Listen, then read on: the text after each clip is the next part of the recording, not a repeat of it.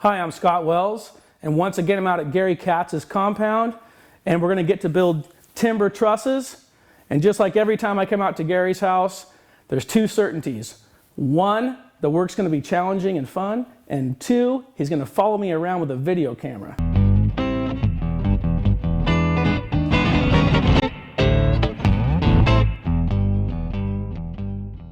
Every project we do out here is pretty well planned, and this one's no exception. Todd Murdoch made us a set of plans for this whole project that are all to scale and even have 3D drawings in them, all from SketchUp, so that Gary could see the outcome of the project before we ever started. And Todd was so good, he even drew every one of these trusses. Now I can say from a framer's perspective, that's really nice. I didn't have to spend a lot of time calculating all these trusses. Although I did check his numbers, which were spot on, it was so much easier. And on top of that, he even drew me full-size, to scale sun rays that I could use to make templates for each one of these babies. Normally, I end up doing this kind of project outside on some sawhorses in the weather, but this time was a little different. I got to work out at Gary Katz's shop, which is really nice. It doesn't get much better than this. I took these two big rolling tables and pushed them together and laid nice clean sheathing over the top of it, and I was able to do a full-scale drawing of the truss using Todd's plan. And I could double check everything with the construction master, and he was spot on. This truss is symmetrical, and it's not very tall. It's only a 4.5 and 12 pitch at a 12'6" span, so we got lucky here. The whole drawing could fit on one sheet of plywood, at least 4 foot tall. And the first thing I did was find the center of my span.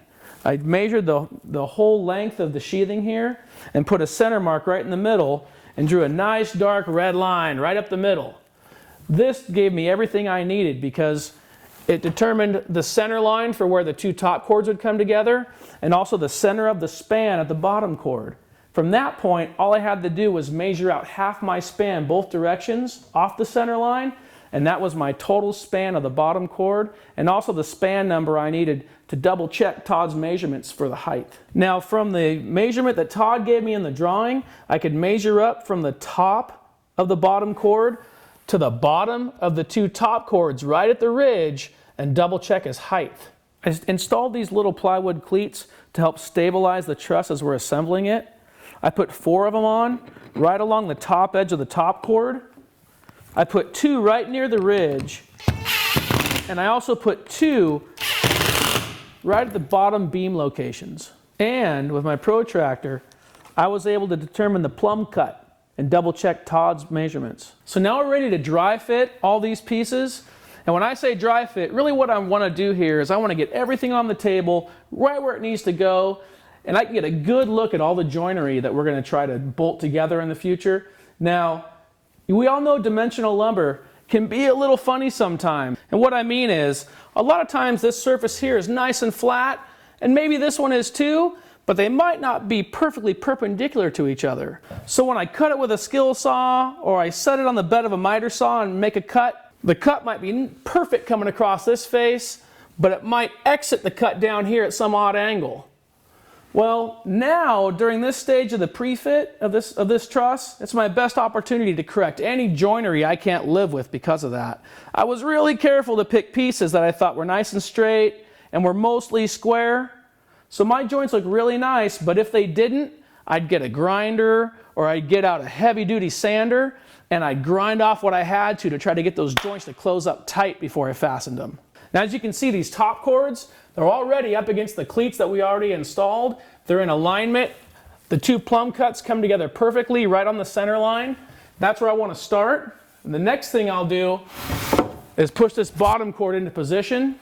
And I can walk down here and put the long point of this bottom chord right on my beam line we laid out when we did the full stage template.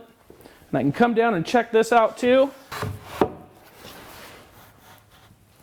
and verify it's right where it needs to be. Now, I'm ready to jump into this king post.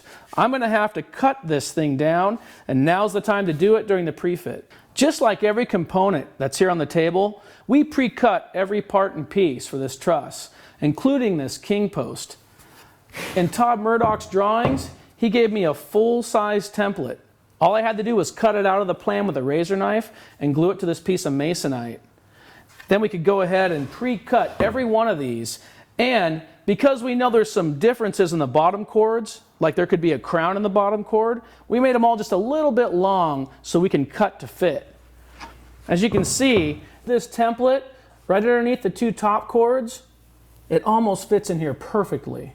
The next thing I'm going to do in this dry fit process is lay out and cut this king post. So the center of the king post at the top is identified by the peak that's already cut right off the template, and the bottom is made long. So first I'm going to find the center of the bottom. I'll just simply measure how wide the bottom is. This is 3 inches. I'll make a little mark right here on the center, and I'll transfer that line right through the face of the center and give myself a little line here at the top. Then, on the bottom chord, we're going to go right back to the center point from our original layout. I'm going to transfer my center line up the bottom edge of this bottom chord and transfer it across the face right here. So now, I want to mark the king post for a perfect fit, and I made this little block right here just out of a piece of scrap. It's almost 3.5 inches wide. I ripped it a little bit narrower, down to about 3 1/4, 3 3/8, and I put these little plumb cuts on top of it so it would just nestle right up underneath those two top chords, fit in there just like that. That way I can take the top of the king post and rest it on that block and push it right into the peak, and it won't slip down too far, so I can get an accurate mark on the bottom of this king post. Now that I've got this king post accurately marked, it's time to take it to the miter saw and cut it. Now I'm going to move the base of the saw right along the miter scale here, right until that laser line lands right on top of my pencil mark.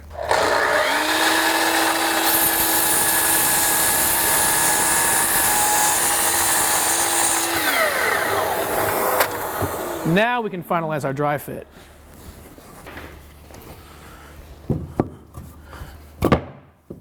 There we go. That fits like a glove.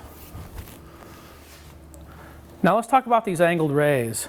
Not only did Todd include a template of the king post in his plan, but he also gave us one of the sun ray. And the sun ray is the component that's going to go between the bottom chord of the truss and the top chord of the truss. And it comes off at an angle just like that, just like a ray of sun. Well, we took that template and we laid it right on top of our stock and cut our stock out to match the template exactly. Now all I have to do is take this long cut on the sun ray and nest it right up against the bottom of that top chord and slide it right down until it's nested perfectly with the bottom chord. Now let's take a look at the left-hand ray. I'm going to temporarily install it the exact same way as the right side. I just want to pay special attention to the distances between the king post and the ray on the right and the left. If they're not the same or really close to the same, now's the time to find out and adjust it accordingly. Now that the dry fitting is complete, it's time to build this thing. And the first thing we're going to do is glue up all the end grain. Now I'm going to glue up all this end grain with waterproof glue. And you might think I'm doing it to try to glue my pieces together, but that's not the case here. I'm going to rely on big structural steel bolts to lock everything together. The purpose for the glue is to seal up all this end grain that's susceptible to moisture intrusion. Not so much from rain, but from vapor in the air, from humidity. And all these timbers have been checked with a moisture meter, and they measure from 12% to 16% moisture, and I'd love to keep it there if I can. Now let's glue all these up. I'm going to apply a pretty liberal amount of glue to this, and I'm going to spread the glue with a hotel key, which Gary always seems to have these around. Now, you don't have to use a hotel key, you can use anything you want, but it sure is nice to have a little applicator tool. You still have to use your fingers too, and you're going to get glue all over yourself, but at least this makes it a little simpler.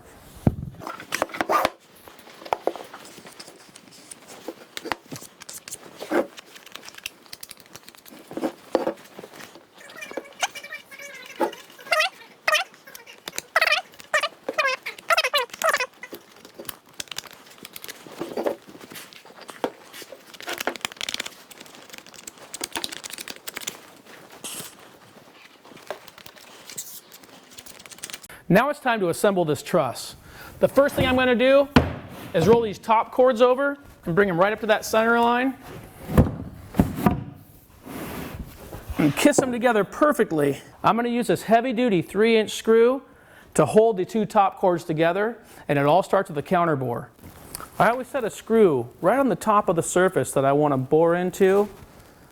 What it does is it really gives me a line or a direction for me to hold the drill motor and the driver. When I set that screw in, I know that I'm going to get the right meat, the right threads into the opposing piece.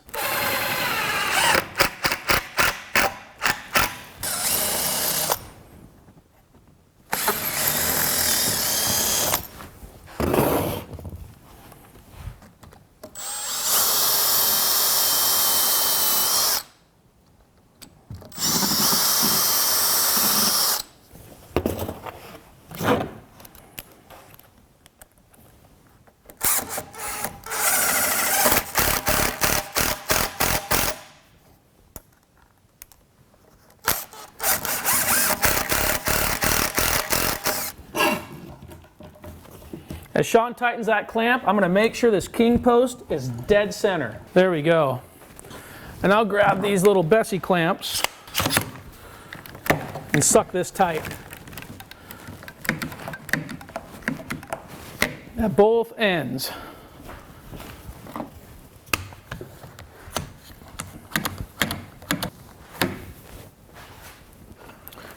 Now we're going to use structural screws to connect this truss together. Now I'm walking around and I'm placing a big structural lag. At every location I want Sean to do a counter bore, a bore, and then place a lag. First Sean's going to counter bore for the washer head on the end of that lag bolt. Next he's going to drill a through hole through the top cord of the truss. The orange tape is his stopping point. Then he's going to use an impact driver to install the screw until it bottoms out.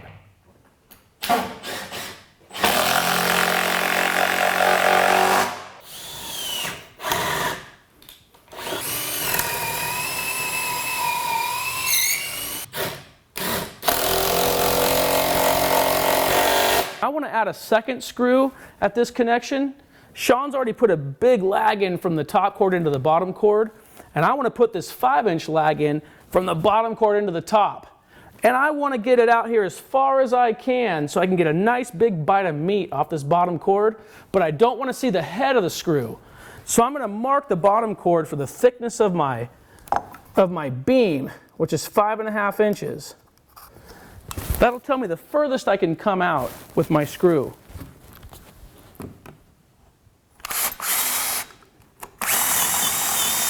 I'll drill the through hole. Then I'll run the lag in. Installing these rays is a cinch. The first thing I'll do is slide it into position on this side, and I'll step to my right. Slide this side into position. I can double check this measurement, and then we're going to use structural screws to install the rays.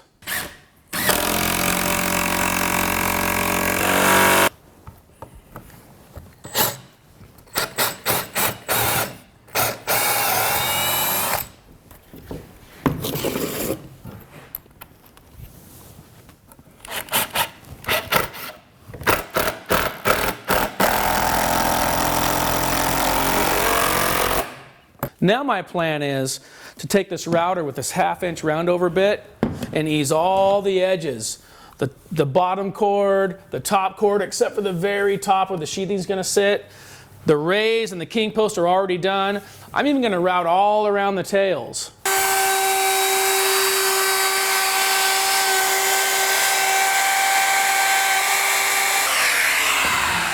Now you might have noticed I was traveling in a direction that you're probably not accustomed to seeing. That's because I was making a climb cut. A climb cut is when you move the router so that the cutter is always cutting the outside edge or face of the material first, which pretty much eliminates tear out. When I make a climb cut, I'm always careful to hold the router firmly. I keep it on a short leash. Otherwise the router might climb right out of the workpiece and get away from me.